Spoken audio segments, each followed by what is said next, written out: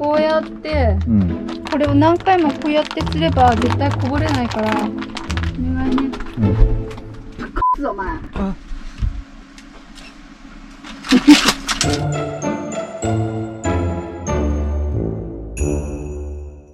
はい、皆様こんにちは。こみやげと申します。よろしくお願いします。今回僕たちが走っているのはこちら国道334号線ですね。ここの道、通称知床横断道路と呼ばれているこの峠道なんですけども、実はですね1年のうちの5月から10月までの半年間しか開通しない幻の国道と呼ばれている場所なんですね。もうここの眺望が素晴らしくてですね、世界自然遺産の知床半島を思う存分味わえると。次に向かったのが中頓別という町の鍾乳洞。これ実はあんまり知られてないんですけども、貝殻由来の石灰岩の融植によって形成された日本国内で希少な鍾乳洞なんですね。ちょっと見に行ってみました。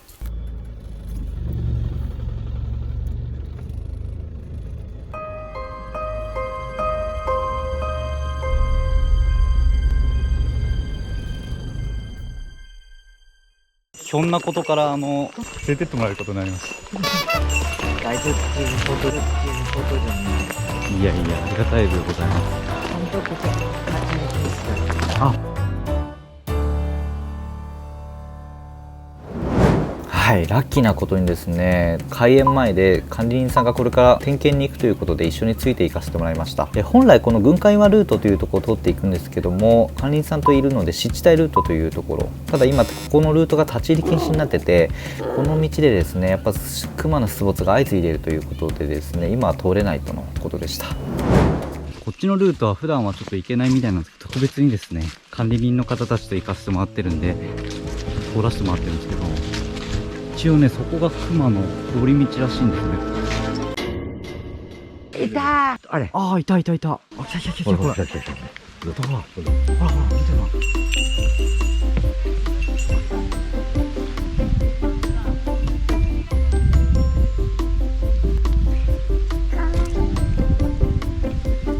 あ、いいね。食べてるね。来てよかったね。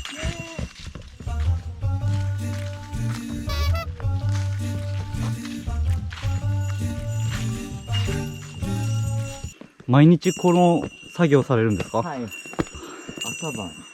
朝晩。うん。右回りして。へえ。お邪魔します。うわー。へえ、すごい。すごいね。すごいよ。あ、こと冒険だね。ああ、すごいよ。雨降ったらね、そこ水すごい流れてくるんですよ。へ雪になるとね、ここね、凍ってんの。すごい凍ってますよ。これ最初に入った人たちがすごいっすよね。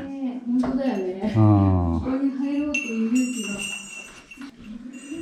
が。すごいっすね、ここ。これってなんか植物育つんですね、この中で。はい。小屋あるから、小屋のお祭り行くようなじゃあるから、分かると思うんだ。あ、わかりました。今のが降りれねえから、もうダメだから。俺は来たから言っとったけど、ありがとうございます。いやいや、本当すみません、助かりましまだ上までずっと行けるから。た。あ、いけるんですか？こ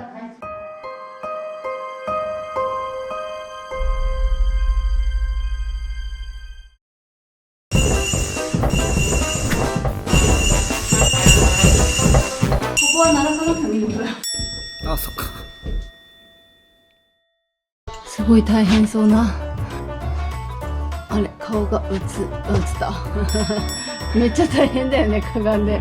すごい子連れにはちょっと大変。肩幅ギリギリぐらいの狭さ。見える？足元。おかえり。ほっとするね。あとは泥んこになりました。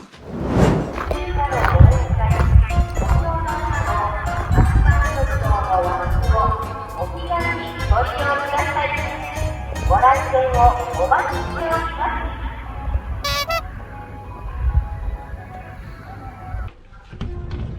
す。こんにちは。撮影しても大丈夫ですか？ありがとうございます。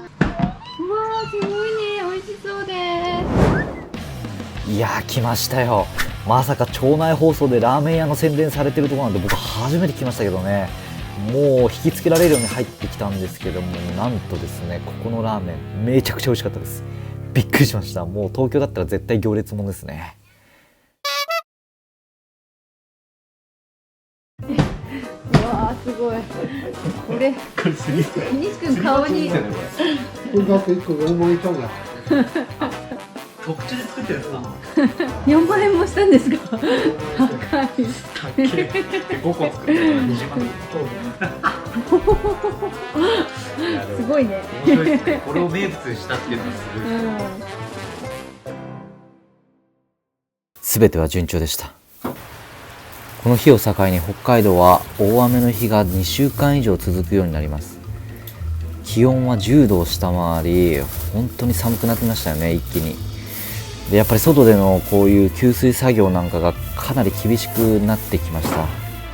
で冷えた体を温めるのはやっぱりこの25年前の FF ヒーターしかなくてですね、こいつに頼りっぱなしだったんですけども、なぜかこの子がですね LP ガスを本当は主として使ってたものなんですけども、やっぱり LP ガスが手に入らないので出発前にこのカセットガスアダプターに切り替えてたんですね。でこのカセットガスアダプターの利点はやっぱりこのカセットガスで動かせるということなんですけども、やっぱりブタンガスが主体になってしまうので沸点も蒸気圧も高くて気化しにくいんですね。温度の低い環境で使うと火力がどんどん落ちてしまうというデメリットがあるんですね。これ大体60度のお湯なんですけど、これに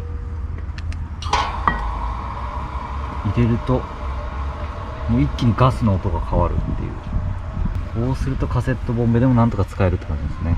はい、ということで、外気温が低いところでこのボンベを使うとすぐボンベが冷えてですね、全然 FF が効かなくなってくるんですね。でそれをボンベをお湯で温めてっていうルーティンを繰り返すんですけども、効率は悪すぎると。で結構限界に近かった時にやっとですね連絡が入ったんです。先日出させてもらった動画で、FF ヒーターが調子悪い時があったんですけども、その時にですねすかさず注文しておいた FF ヒーターがあって、それがとうとう届いたぞということで町の方に戻ってこの FF ヒーターを取り付ける作業を行いました。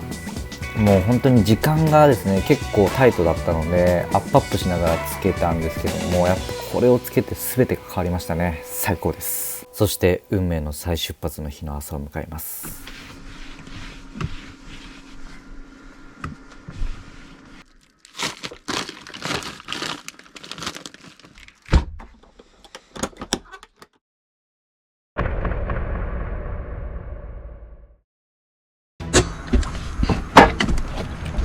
火事になった。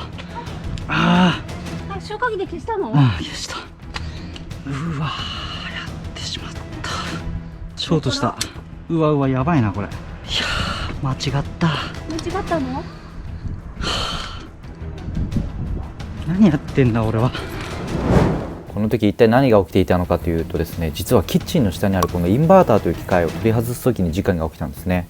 でこのインバーターというのは 12V を 100V に変換する装置なんですけど、キャンピングカーにはこうやって 12V のサブバッテリーが載ってるんですけど、このバッテリーがインバーターを返すことによって車内で普通に家電製品を使えるようになるという装置です。で僕の場合はポータブル電源を2台積んでたので、このインバーターを使用する機会がほとんどなくて、このキッチンスペースを圧迫するだけのインバーターが邪魔でしょうがなかったんですね。なので今回取ってしまおうということを考えたんですけども、本来サブバッテリー側についているこの配線を外せば難なく簡単に取り外せる装置なんですけど、僕はですねこれ何を思ったか、インバーター本体をそのまま取ってしまったわけですね。で同時に電圧の通ったプラスとマイナスの配線がむき出しになったところを風にちょっとした振動でですねプラスとマイナスが触れ合ってスパークしたんですね。で火は一瞬で燃え上がって導線伝って床下にものすごい勢いで燃え広がっていったと。で幸い近くにあった消火器を引っ張り出して消し止めたというわけだったんですけども、肝心のバッテリーなんですけども、ここまでは火は到達してなかったと思います。液漏れも膨張もなかったのでかろうじて無事でした。今回の件はですね初心者にもかかわらずもう完全な調子に乗ってたということですね。慢心と、あとは旅の疲れ、そして FF ヒーターをタイトな時間で取り付けたっていうところの非常に疲れてたっていうのは正直なところで、かなり判断ミスがあったのかなというように自覚してます。まあそんな状況下でもですね、僕を落ち着かせるために頑張ってくれた妻の偉大さっていうのは改めて気づかされる部分はありました。落ち着いて一回、うん大丈夫だから別に。でも何もなくてよかったね。家族の優しさに触れました。だけどカメラは捉えていたんです。落ち着いて一回、こういう妻が一番テンパっていたことを。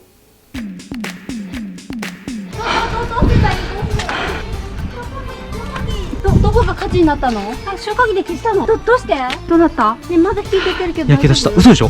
煙出てる。出てないでしょ。そうなんでしょ。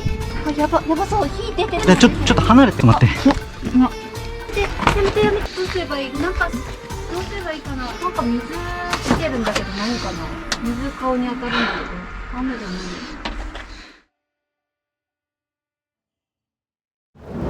はい、ということでですね、今回の一件本当に反省しました。もう油断したら絶対ダメだなと思いましたね。